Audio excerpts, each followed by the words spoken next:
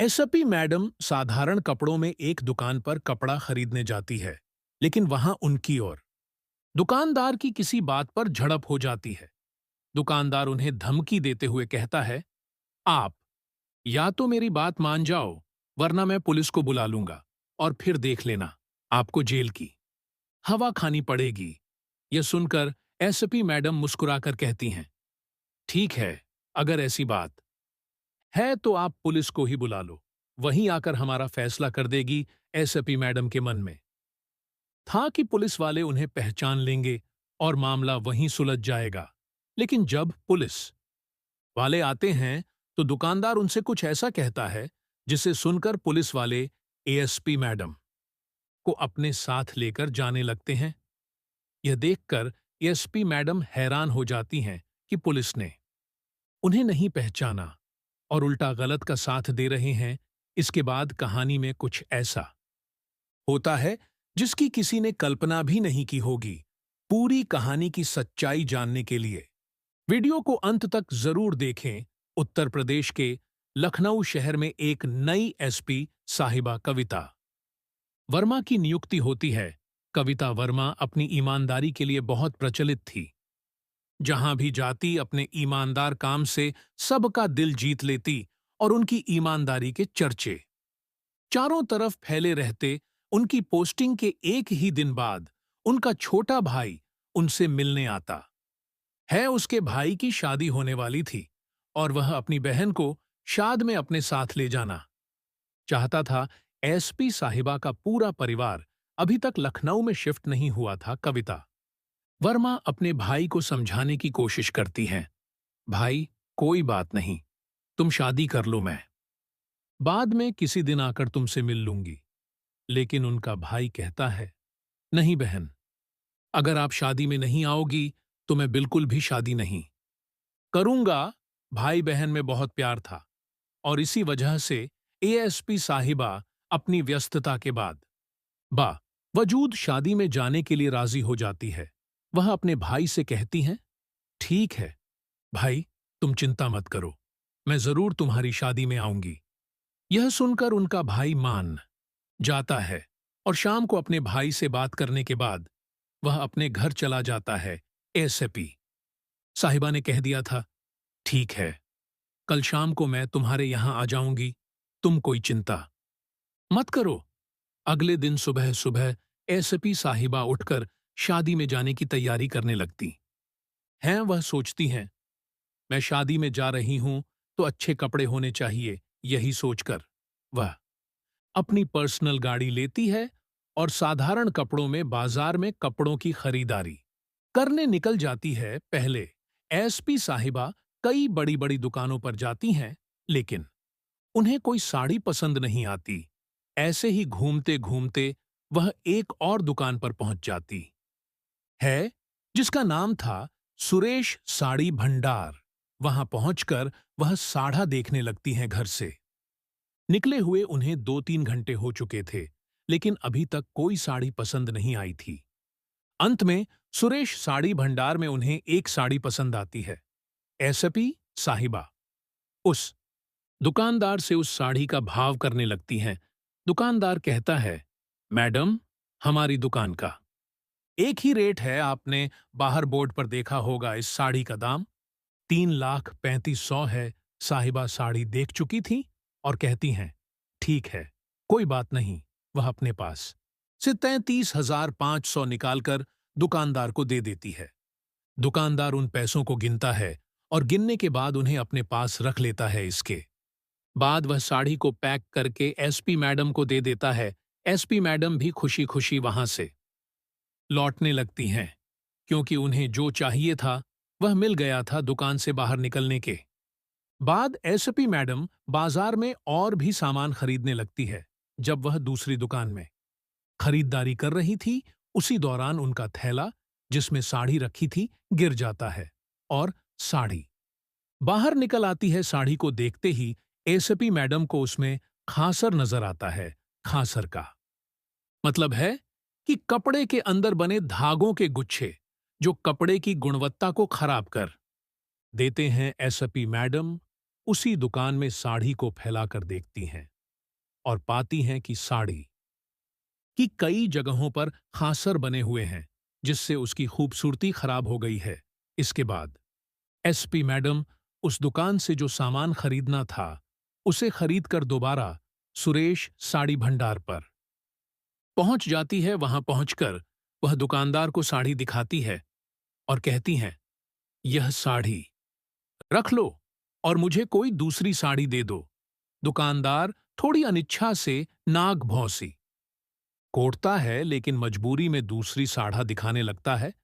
अब तक दुकानदार को नहीं पता था कि यह यहाँ की एसपी हैं, और एसपी मैडम ने भी यह बात जाहिर नहीं की थी। इसके बाद एसपी मैडम काफी देर तक दुकान के अंदर साड़ा ढूंढती रहती हैं, लेकिन एसपी मैडम को कोई भी साड़ी पसंद नहीं आती। जब उन्हें साड़ी पसंद नहीं आती, तो वह दुकानदार से कहती हैं, अंकल जी, आपके यहाँ की कोई भी साड़ी मुझे पसंद नहीं आ रही। आप ऐसा करो, मुझे पैसे ही वापस दे दो, मैं किसी और दुकान से देख लूंगी। तभी दुकानदार पैसे लौटाने से मना कर देता है और दुकान में लगे एक छोटे से पर्चे की तरफ इशारा करता है, जिस पर लिखा था, बिका हुआ माल वापस नहीं होगा, केवल बदला जाएगा। एसपी मैडम यह सुनकर हैरान हो जाती हैं। वह कहती हैं, अंकल, ठीक है, लेकिन मैंने 3,500 की साड़ी खरीदी थी और उसमें कमियां निकली। इसमें आपकी भी तो गलती है। दुकानदार जवाब देता है, मैडम, बहस मत करो, हमारे यहाँ का यह नियम है और हम इसे तोड़ नहीं सकते। एसपी मैडम कहती हैं, ठीक है, बिका हुआ माल वापस नहीं होता, लेकिन मैं इसे अभी तक अपने घर भी नहीं लेकर गई हूं यहां से, बस साइड की दुकान पर गई थी और वहीं मुझे यह कमी नजर आई, तो इसे वापस करने में क्या बुराई है। लेकिन दुकानदार अपनी बात पर अडिग रहता है और कहता है, नहीं मैडम, ये साड़ी वापस नहीं होगी, आप चाहे जो कर लो इसके बाद। एसपी मैडम कहती हैं, नहीं, यह साड़ी आपको वापस करनी होगी, वरना मैं यहां से नहीं जाने वाली। ऐसा कहकर वह दुकान में ही बैठ जाती है और साड़ी वापस करने के लिए आग्रह करने लगती है। जब दुकानदार देखता है कि यह महिला अपनी बात पर अड़ी हुई है और यहां से जाने वाली नहीं है, तो वह पुलिस को फोन करने की धमकी देता है। वह कहता है, या तो आप यहां से चली जाएं, वरना मैं पुलिस को बुलाकर आपको अंदर करवा दूंगा। आप यहां मेरे साथ गलत कर रही हैं और यहां सीसीटीवी कैमरे भी लगे हुए हैं। जब आपने एक बार सामान खरीद लिया, तो यह वापस नहीं होगा। अगर आपको इसके बदले में कुछ और चाहिए तो आप ले सकती हैं, लेकिन पैसे वापस नहीं होंगे। एसपी मैडम पुलिस का नाम सुनकर मुस्कुराती है और कहती हैं, ठीक है, तुम पुलिस को बुला लो, कोई बात नहीं, वही आकर हमारा फैसला कर देगी कि आप मुझे पैसे वापस दोगे या नहीं। दुकानदार जो सोच रहा था कि पुलिस बुलाने से मामला सुलझ जाएगा, पुलिस को फोन करता है और अपनी समस्या बताकर उन्हें दुकान पर बुला लेता है। इसके बाद एसपी मैडम सोचने लगती हैं, आने दो, पुलिस को आते ही वे मुझे पहचान लेंगे और फिर इस दुकानदार को डांट कर मेरे पैसे वापस दिला देंगे। इसी वजह से उन्होंने अभी तक यह जाहिर नहीं किया था कि वह एसपी हैं, क्योंकि वह देखना चाहती थी कि पुलिस वाले यहां कैसा व्यवहार करते हैं और उन्हें पहचानते हैं या नहीं। थोड़ी देर बाद पुलिस वाले दुकान पर पहुंच जाते हैं और दुकानदार से बात करने लगते हैं।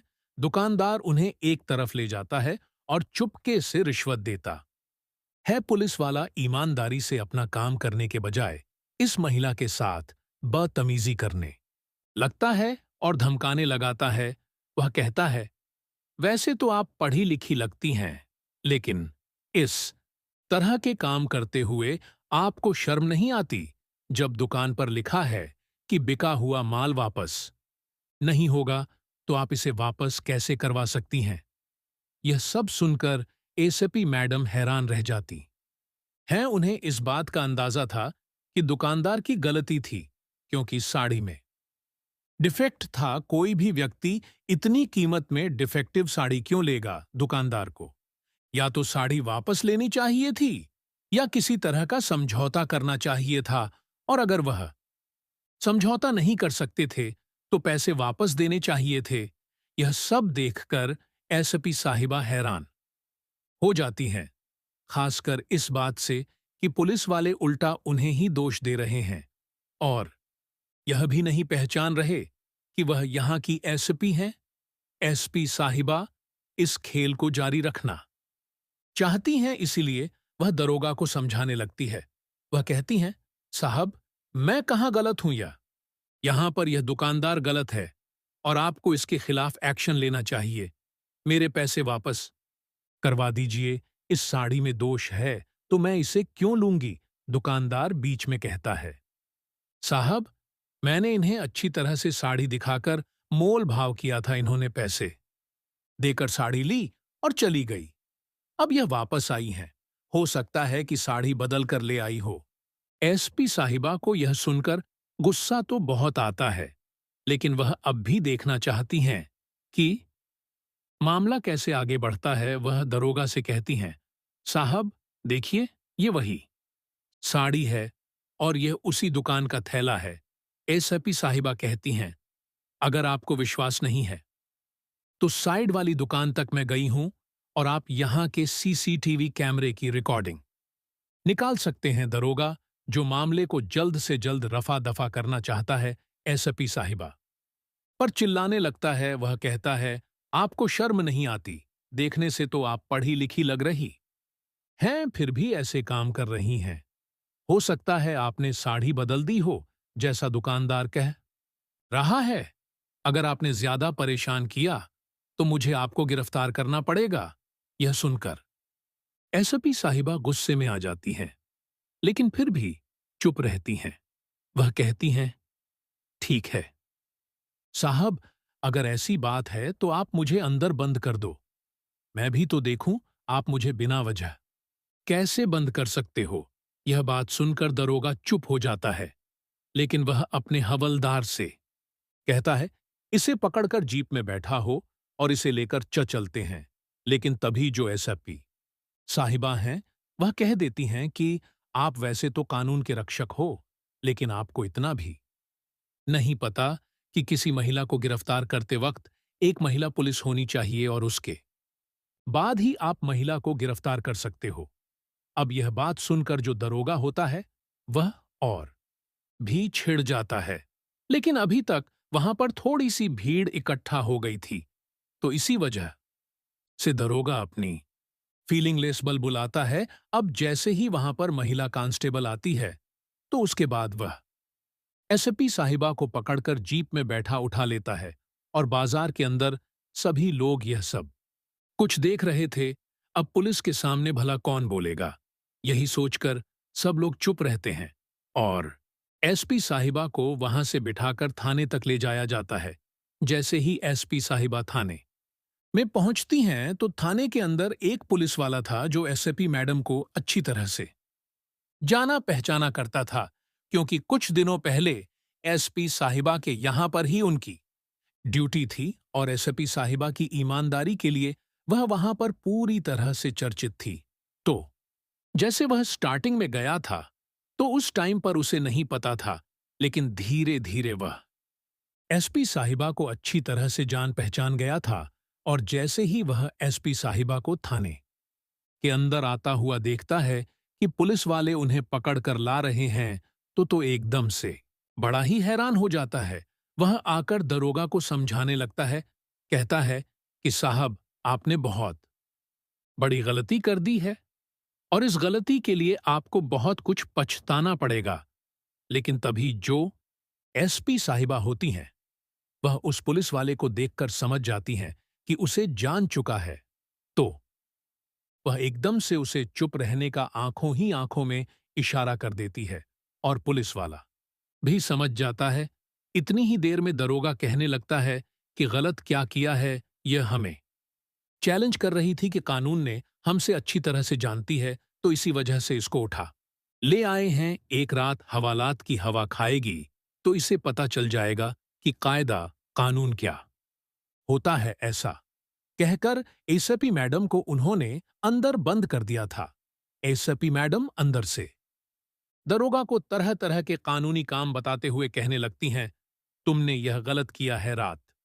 किस समय तो तुम मुझे यहां पर रख ही नहीं सकते।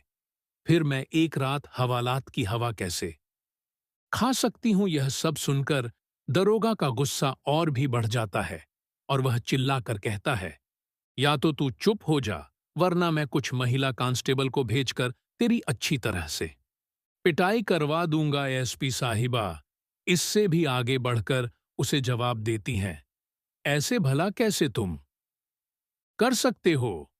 अगर हिम्मत है तो करके दिखाओ। अब दरोगा का गुस्सा सातवें आसमान पर होता है। इस समय एक पुलिस वाला जो एसपी साहिबा को पहचानता था, यह सब देख रहा था। दरोगा गुस्से में आकर महिला का कांस्टेबल को आदेश देता है, इसे अच्छे से सबक सिखा दो। जैसे ही महिला कांस्टेबल लॉकअप के अंदर जाने लगती है, एसपी साहिबा उन्हें रोक देती है और कहती हैं, खबरदार, अगर एक कदम भी आगे बढ़ाया, इसके बाद वह अपना आई कार्ड निकालकर महिला कांस्टेबल्स के सामने लटका देती हैं। जैसे ही महिला कांस्टेबल आई कार्ड देखती है, वे पूरी तरह से हैरान हो जाती हैं और जोरदार सल्यूट एसपी साहिबा को मारती हैं। यह सब देखकर दरोगा पूरी तरह से कंफ्यूज हो जाता है। जब लॉकअप का दरवाजा खुलता है तो एसपी साहिबा, जिसे अब तक मुजरिम समझा जा रहा था, उस लॉकअप से बाहर आ जाती हैं। बाहर आने के बाद वह दरोगा को धमकाना शुरू कर देती है। दरोगा को जब यह देखता है कि महिला कांस्टेबल ने उसे सल्यूट किया और अब वह एसपी साहिबा उसे धमका रही हैं, तो उसे समझ में आ जाता है कि हो सकता है यह इस जिले की नई एएसपी साहिबा हो, जिसके कारण वह ऐसा कर रही है। तभी जो पुलिस वाला एसपी साहिबा को पहले से जानता था, वह सबको एएसपी साहिबा के बारे में बताता है और कहता है कि वह कितनी ईमानदार और कर्तव्यनिष्ठ अधिकारी हैं। एसपी साहिबा की बात सुनकर थाने के अंदर जितने भी पुलिस वाले एसपी साहिबा को अब तक नहीं पहचान रहे थे, वे सभी एकदम से उन्हें सल्यूट मारते हैं। दरोगा, जो अब तक सब कुछ देख रहा था, उसकी पतलून गीली हो जाती है और वह परेशान होकर एसपी साहिबा के पैर पकड़कर माफी मांगने लगता है। वह कहता है, मैडम, मुझे माफ कर दो, मुझसे बहुत बड़ी गलती हो गई है और आगे से ऐसा कुछ नहीं होगा। लेकिन एएसपी साहिबा उसे उठाती हैं और कहती हैं, नहीं, आपने गलती नहीं की है। आपने पूरी ईमानदारी से अपना काम किया है।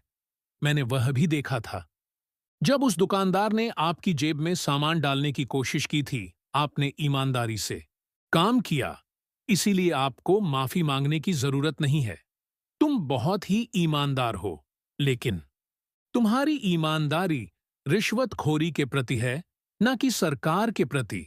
यह सुनकर वह पुलिस वाला और भी ज्यादा शर्मिंदगी महसूस करता है और माफी मांगने लगता है। एसपी साहिबा कहती हैं, यह कोई गलती नहीं थी, तुमने गुनाह किया है और इस गुनाह की सजा तुम्हें जरूर मिलेगी। फिर एसपी साहिबा फोन मिलाती हैं और उच्च अधिकारियों को बुलाती हैं। उन्हें बुलाने के बाद वह दरोगा की सारी करतूत बताती हैं और कहती हैं, फौरन से फौरन इस पर कार्रवाई होनी चाहिए। लेकिन तभी उच्च अधिकारी कहते हैं, मैडम, इनको छोड़िएगा मत। उच्च अधिकारी की बात सुनकर एसपी साहिबा थोड़ी देर के लिए सोच विचार करती हैं। फिर अचानक उन्हें याद आता है उस दुकान में लगे सीसीटीवी कैमरों का जिक्र, जो दुकानदार ने एसपी साहिबा को धमकी देते हुए कहा था। उसने कहा था, इस दुकान में सीसीटीवी कैमरे लगे हैं और तुम्हारी हरकतें पुलिस वालों को मिल जाएंगी। एसपी साहिबा को यह मौका मिल जाता है और वह तुरंत उस पुलिस वाले के साथ दुकान पर जाती है। वहां वह दुकान के मालिक से सीसीटीवी फुटेज की मांग करती है। सबसे पहले एसपी साहिबा अपना आई कार्ड दिखाती हैं और पुलिस वाले का परिचय दुकानदार को देती हैं। जैसे ही दुकानदार यह सुनता है, वह थर थर कांपने लगता है और हाथ जोड़कर माफी मांगने लगता है। दुकानदार हाथ जोड़कर कहता है मैड, मुझे माफ कर दो, मुझसे बहुत बड़ी गलती हो गई है और मैं तो कुछ और ही समझ रहा था। अभी तक कुछ लोग वहां बैठे हुए थे जिन्होंने यह सब होते हुए देखा था, और वह यह सब देखकर बड़े हैरान हो जाते हैं कि जिस पुलिस वाले ने आज गलत किया है और पुलिस से पकड़वा है, वह पुलिस की ही बहुत बड़ी अधिकारी है। इसके बाद वह लोग इस बात को चारों तरफ फैला देते हैं। महिला एएसपी उस दुकान से सीसीटीवी की रिकॉर्डिंग लेने के लिए कहने लगती हैं। दुकानदार उन्हें सीसीटीवी की रिकॉर्डिंग दे देता है और इसके बाद हाथ जोड़कर उनसे माफी मांगता है। कहता है, मैडम, मुझे माफ कर देना, मुझसे बहुत बड़ी गलती हो गई है। आगे से ऐसा कुछ भी आपको देखने को नहीं मिलेगा। उसी पर्चे पर जो लिखा हुआ था कि बिका हुआ माल वापस नहीं होता, वह दुकानदार फौरन उस पर्चे को फाड़ देता है और एसपी साहिबा के पैरों को पकड़ने लगता है। लेकिन तभी एसपी साहिबा उन्हें खड़ा करती हैं और सभी लोगों के सामने कहती हैं, देखो अंकल, आपकी उम्र का काफी ज्यादा है और आप मेरे पैर पकड़ते हुए अच्छे नहीं लग रहे। हाँ, आपने जो गलती की है, ऐसी गलती अब किसी के साथ मत करना, क्योंकि यहां पर जो भी आपके पास आता है वह ग्राहक होता है और ग्राहक भगवान का रूप होता है, तो उनके साथ ऐसा ही व्यवहार करें। आज के बात कभी भी मत करना और आपकी दुकान की अगर कोई भी शिकायत मैंने सुन ली तो फिर मैं आप पर कड़ी से कड़ी कार्रवाई करूंगी और आपको कोई भी नहीं बचा पाएगा। ऐसा कहकर एसपी साहिबा उन्हें वार्निंग देती है और वार्निंग देने के बाद उस सबूत को लेकर वहां से दोबारा थाने चली जाती है। थाने जाने के बाद एसपी साहिबा उस सबूत को बड़े अधिकारियों के सामने प्रस्तुत करती हैं और कहती हैं, इन पर अच्छी से अच्छी कार्रवाई होनी चाहिए ताकि यह जीवन में कभी भी इस तरह का काम ना कर सके। इसके बाद उस पुलिस वाले को पहले तो सस्पेंड कर दिया जाता है और केस चलने के बाद उसे 3 साल की जेल भी होती है। एसपी साहिबा उस दुकानदार से माफी के समय जो पैसे वापस मिले थे, उन्हीं पैसों से किसी और दुकान से कपड़े खरीदती हैं। कपड़े खरीदने के बाद वह अपने भाई की शादी के लिए निकल जाती है, लेकिन जाते जाते वह काफी देर हो जाती है। जब उनका भाई उनसे लेट होने का कारण पूछता है, तो वह पूरी कहानी अपने भाई को बताती हैं। इस कहानी को सुनने के बाद उनका भाई कहता है, बहन, ये तो रोज रोज का है, यहां पर पुलिस वाले ऐसा ही किया करते हैं। तब उनकी बहन रजनी कहती हैं, भाई, मैं सभी को तो नहीं सुधार सकती, लेकिन जहां पर मैं काम किया करती हूं वहां पर इस चीज की कोशिश तो कर सकती हूं। हो सकता है मेरी कोशिश कुछ हद तक कामयाब हो जाए और जिन जिन जगहों पर मैं पोस्टिंग करूं वहां पर लोग ईमानदारी से जीना सीख लें। इसके बाद एसपी साहिबा अपने भाई की शादी को अटेंड करती हैं और शादी को अटेंड करने के बाद दोबारा से अपनी ड्यूटीज करती हैं। अब जितने दिनों तक उनकी ड्यूटी पटना में रहती है, उस समय तक वहां पर कोई भी पुलिस वाला रिश्वत लेने से पहले 100 बार सोचा करता है, क्योंकि यह केस सभी लोगों के सामने आ चुका था। जो लोग दुकान पर बैठे हुए थे, उन्होंने इस बात को चारों तरफ फैला दिया था और जब यह बात अखबार में छपी थी, तब भी यह केस सुर्खियां बटोर रहा था। लोग इस बात को देखकर बहुत ज्यादा सतर्क हो गए थे। दोस्तों, यह थी आज की कहानी, जहां पर एक महिला एसपी दुकानदार से कपड़े खरीदने जाती है, लेकिन वहां से उसे पुलिस पकड़ लेती है। सच्चाई और ईमानदारी की राह पर चलना हमेशा आसान नहीं होता, लेकिन यह राह ही हमें सही मंजिल तक पहुंचाती है। आज की कहानी एक ऐसी महिला एसपी की है जिसने ना केवल अपने कर्तव्य को निभाते हुए न्याय किया, बल्कि समाज को एक महत्वपूर्ण संदेश भी दिया। ईमानदारी, कर्तव्य निष्ठा और सच्चाई के बल पर उन्होंने दिखाया कि अगर हम अपने कार्यों में अडिग रहे तो समाज में बदलाव संभव है। दोस्तों, इस कहानी के बारे में मेरी राय यह है कि यह हमें यह सिखाती है कि ईमानदारी और कर्तव्य के प्रतिनिष्ठा कितनी महत्वपूर्ण होती है एसपी साहिबा की तरह अगर हम सभी अपने काम मेन ईमानदार रह और न केवल दूसरों बल्कि खुद से भी न्याय करें तो समाज में बदलाव लाया जा सकता है। यह कहानी यह भी बताती है कि एक व्यक्ति अकेले भी बदलाव ला सकता है अगर वह दृढ़ निश्चय और ईमानदारी से काम करता है। दोस्तों, कोई भी व्यक्ति चाहे वह किसी भी पद पर क्यों ना हो, अगर वह अपने कर्तव्यों के प्रति निष्ठावान हो तो वह अकेले ही बड़े परिवर्तन ला सकता है। एसपी रजनी की तरह अगर हम सभी अपने जीवन में ईमानदारी और सच्चाई को अपनाएं तो हम न केवल खुद को बेहतर बना सकते हैं बल्कि अपने आसपास के समाज में भी सकारात्मक बदलाव ला सकते हैं। कि हमें अपने कार्यों में सच्चाई और ईमानदारी से कभी समझौता नहीं करना चाहिए और इस तरह की कठिनाइयों से सीख लेकर अपनी राह को और बेहतर बनाना चाहिए। अगर आपको यह कहानी पसंद आई हो तो कृपया वीडियो को लाइक करें और हमारे channel fire crime story hub को सब्सक्राइब करें। आपकी यह छोटी सी पहल हमें और बेहतर सामग्री बनाने के लिए प्रेरित करती है। फायर क्राइम स्टोरी हब पर हमारा उद्देश्य न केवल आपका मनोरंजन करना है बल्कि आपको जीवन से जुड़े महत्वपूर्ण सबक भी सिखाना है जो आपके जीवन में सकारात्मक बदलाव ला सकते हैं। जहां भी रहिए सचेत, जागरूक और सुरक्षित रहिए। हमें अपना समय देने के लिए आपका बहुत बहुत धन्यवाद। तो आइए इस कहानी से प्रेरणा लेते हुए हम सब अपने अपने क्षेत्र में सच्चाई और ईमानदारी को अपनाएं और समाज में एक नई रोशनी फैलाएं।